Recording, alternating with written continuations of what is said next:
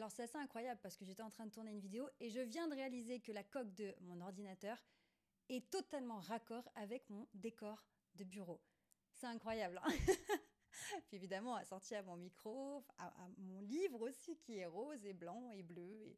Bref, voilà, ça m'a fait rire. Et tout ça pour faire une petite vidéo pour vous motiver, oui, mesdames.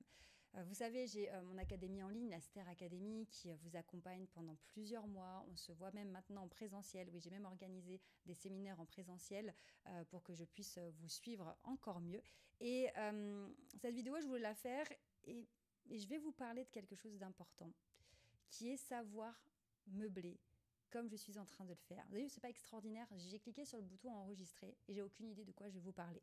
Alors quand on maîtrise un sujet, ce qui est intéressant, c'est qu'on a plein de balises comme ça auxquelles se raccrocher. Moi, dans mon domaine, surtout dans le sujet du charisme, je peux aller sur le langage corporel, avoir une posture de puissance qui est convaincante, qui montre qu'on a confiance en soi. Je peux aller sur le paraverbal, l'intonation de la voix, comment poser sa voix, bien respirer, comment avoir une bonne élocution, une bonne articulation, être audible lorsque l'on prend la parole.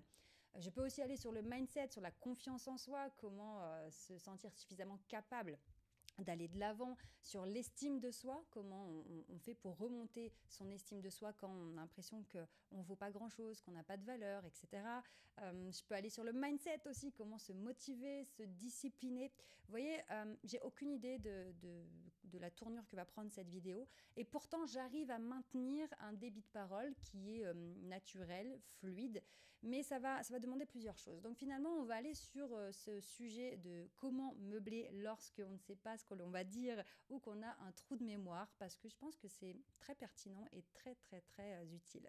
Alors justement, hier j'ai fait une intervention pour France Travail cadre, et juste pour préparer les entretiens de recrutement, et donc on a parlé de tous ces paramètres qui sont importants. Et la question, c'était, il y a une question qui était, mais comment on fait quand on a un trou de mémoire? Pourquoi on a un trou de mémoire d'ailleurs? Ça, c'est déjà la première question. Quand vous êtes en situation détendue, classique, voilà, il n'y a pas de peur, eh bien, vous avez accès à votre cerveau analytique, qui est la partie, en tout cas la partie du cerveau qui est devant, qui s'appelle le néocortex, hein, la partie la plus développée de notre cerveau. C'est là où on a les raisonnements analytiques, stratégiques, logiques. Okay. Donc, quand tout va bien, qu'on est cool, on est très intelligente, on a accès à notre intelligence et tout va bien. En revanche, lorsqu'on a un coup de stress, on a un coup de pression, notamment en entretien d'embauche, en présentation client, lorsqu'on est au téléphone et qu'on veut closer un contrat, toutes ces choses qui nous mettent sous pression, même ne serait-ce qu'un discours devant la famille, discours lors d'un mariage, dès qu'on a une pression, peu importe la raison de cette pression, eh bien on va bugger. On va bugger parce que le cerveau ne va plus nous permettre d'accéder à cette partie du cerveau très développée, très logique, analytique.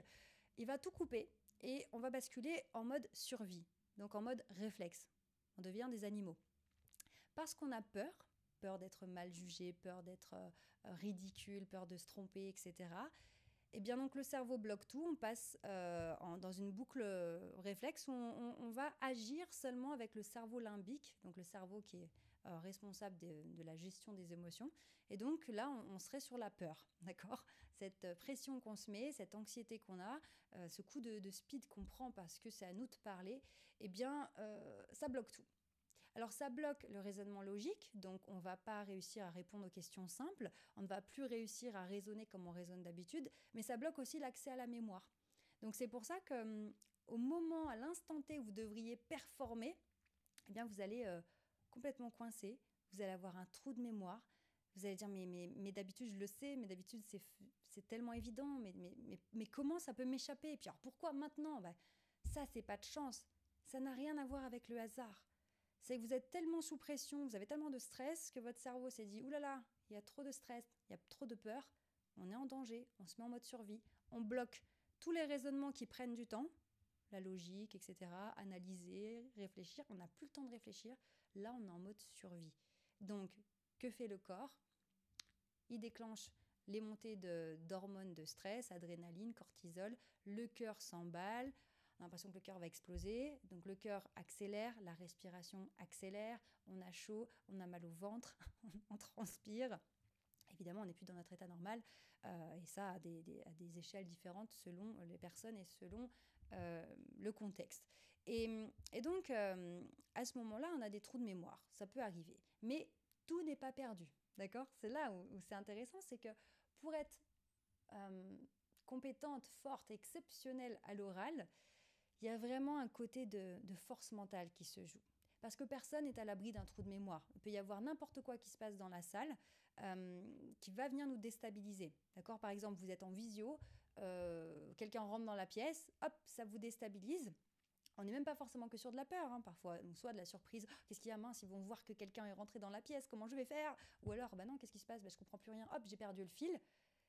Au moment où vous sentez que vous perdez le fil, au moment où vous avez un trou de mémoire, plutôt que de baisser les bras, plutôt que d'être catastrophé en vous disant « Ah, bah ça y est, mince, je perds mes moyens », ce qui va rajouter du stress et donc accentuer le mode survie et vous empêcher d'autant plus d'accéder à votre cerveau intelligent, là, il va falloir être forte.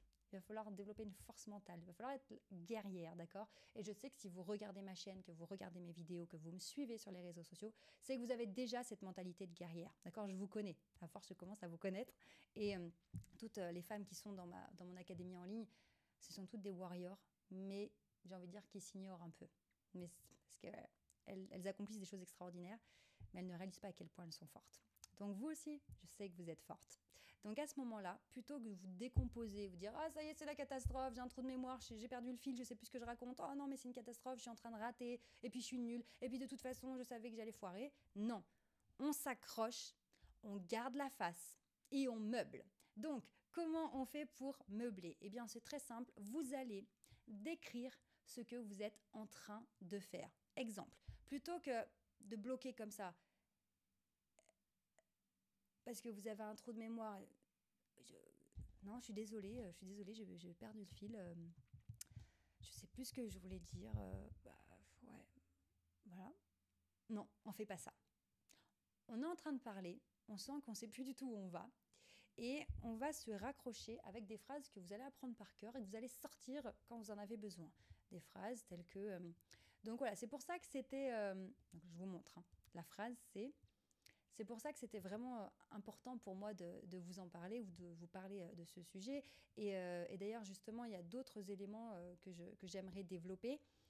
Si jamais l'élément revient, l'élément en question, c'est parfait.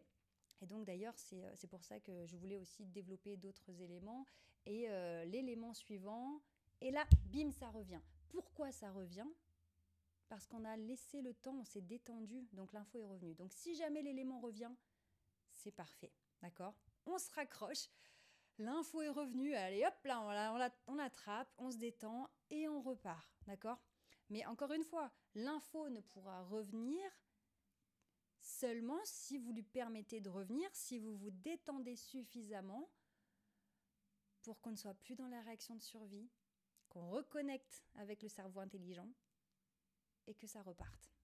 Maintenant, si vous êtes en train de meubler, en train de dire oui, et à ce propos, j'avais des exemples que je voulais vous partager et que ça ne revient pas, gardez toujours la face et dites par exemple, j'avais des exemples que je voulais vous partager, alors là je les ai plus en tête, mais ça va me revenir tout à l'heure. En attendant que mon exemple me revienne en tête, je vous propose où je vais passer à la deuxième partie.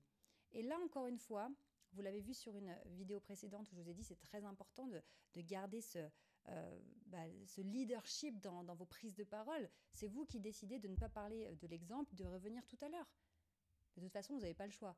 Donc plutôt que de donner l'impression que vous êtes en train de subir, d'être surprise par votre trou de mémoire, que c'est une catastrophe, acceptez ce trou de mémoire, normalisez ce trou de mémoire, faites-en quelque chose de banal, voilà, il n'y a pas mort d'homme.